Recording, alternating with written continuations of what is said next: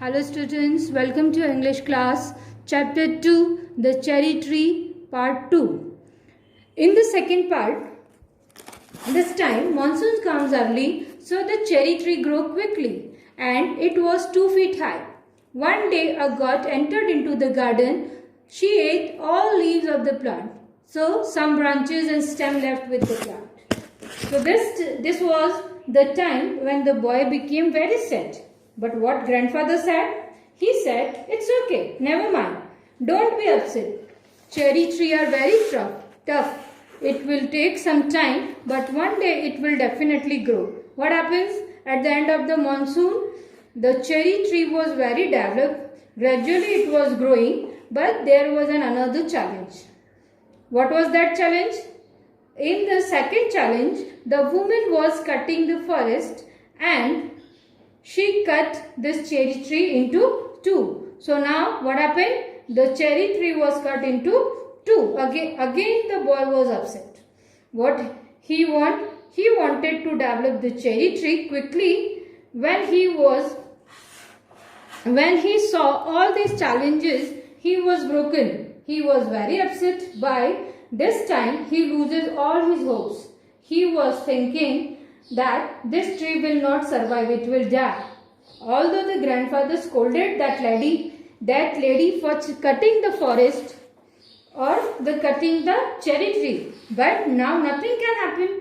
Boy told his grandfather that the tree will die. Now the grandfather was also upset. He also said, maybe they both lose their hopes. By the time summer comes, it again grows green leaves. Now Rakesh was grown to 8. In this season, Rakesh takes good care of cherry tree. In the rainy season also, Rakesh waters the plants. It shows his concern for the tree. Now this time, winter comes early and snow falls. In this snow falls, this time the cherry tree bent down with the weight of the snow. The cherry tree bears. In the February, it was Rakesh's birthday. He was 9 and the tree was 4. One morning, the grandfather went into the garden. He notices that a pale pink blossoms at the end of a branch. He called the Rakesh to come quickly, otherwise it will fall.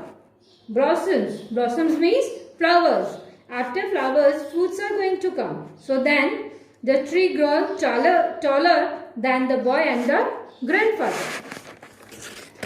Second part में हम पढ़ रहे हैं कि monsoon जल्दी आ जाता है और चेरी ट्री है वो जो बड़ा हो रहा होता है. जब ये 2 फीट का हो जाता है तो एक दिन एक बकरी गार्डन के अंदर घुस जाती है और वो उसकी सारी पत्तियां खा जाती है. सिर्फ ब्रांच और स्टेम यानी तना उसका और उसकी शाखाएं बच जाती हैं.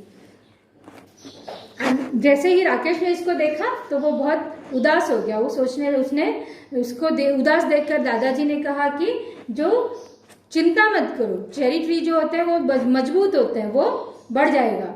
और उनके ऐसा कहने पर राकेश ने उस पर ध्यान देना छोड़ दिया और धीरे धीरे मॉनसून आ गया. जैसे ही मॉनसून का सीजन आया, चेरी ट्री फिर से थोड़ा बढ़ने लगा. और जैसे ही मॉनसून आया तो क्या हो गया, उसके पास एक दूसरा चैलेंज आ गया. दूसरे चैलेंज में क्या हुआ कि एक दिन जो लेडी फॉरेस्ट काट रही थी, जो लकड़ी काटने वाली औरत है, लेडी है, उसने जंगल में लकड़ियां काटते काटते उसने चेरी ट्री को भी काट दिया. उसने चेरी ट्री के 2 हिस्से कर दिए. जैसे ही राकेश ने इसको देखा और जैसे ही वो उस पेड़ को काट रही थी, दादाजी ने उसको देख लिया और दादाजी ने बहुत जोर से उसको चिल्लाया, उसको डांटा. पर अब क्या हो सकता था, चेरी ट्री तो कट चुका था.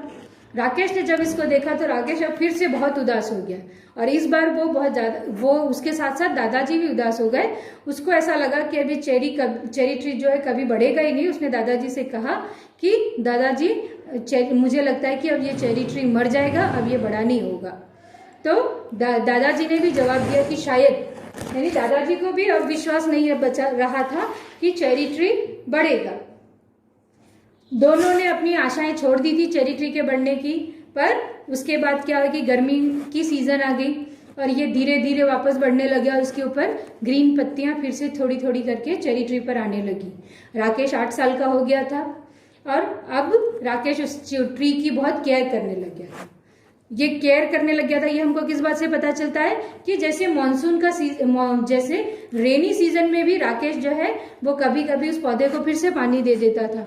इस बात से हमको पता चलता है कि राकेश को चेरी ट्री की कितनी चिंता हो रही थी और उसको उससे कितना लगाव हो रहा था, उसकी कितनी केयर कर रहा था। अब इस बार क्या है, विंटर सीजन जल्दी आ गया। जैसे विंटर सीजन आ गया, बर्फबारी होने लगी, बर्फ गिरने लगी और बर्फ के गिरने से, बर्फ के वजन से चेरी ट्री फिर से बेंट हो गया, मतलब झुक गया। अब चेरी ट्री बेचारा क्या क्या चीजों को बर्दाश्त कर रहा था। उसने पहले तो उसने उसकी पत्तियां बकरी खा गई, फिर उसको वुड कटर लेडी ने उसको काट दिया और अब बर्फबारी हो रही, बर्फ का वजन वो झेल रहा है। अब फरवरी मंथ में राकेश का बर्थडे आया और राकेश 9 इयर्स का हो गया और चेरी ट्री जो है वो 4 इयर्स का हो गया। ऐसे ही विंटर सीजन में दादाजी एक दिन धूप सेकने के लिए बाहर गार्डन में आए, तो जैसे ही वो गार्डन में घूम रहे थे तो उनकी नजर चेरी ट्री पर गई और उन्होंने नोटिस किया कि पहले पिंक ब्लॉसम्स आ गए हैं ब्रांच पर, मतलब कि उसके ऊपर हल्के से पीले गुलाबी जैसे रंग के फूल जो है ब्रांच की उसकी चेरी ट्री की शाखा पर आने लग गए। तो उन्हें बहुत खुशी हुई, उन्होंने तुरंत राकेश को आवाज लगाई, राकेश कम क्विकली, राकेश जल्दी आ जाओ नहीं तो शायद ये वापस गिर जाएंगे। तो राकेश दौड़कर वापस आया और दोनों ने देखा कि उसके ऊपर छोटे छोटे फूल आने लग गए हैं, पेड़ पर फूल आने लग गए हैं। इसका मतलब ये है कि अब बहुत जल्द ही इस पर फल भी आने लग जाएंगे। इसके आगे की कहानी हम अगले पार्ट में पढ़ेंगे। It's okay for today. We will continue in the next class. Okay, bye.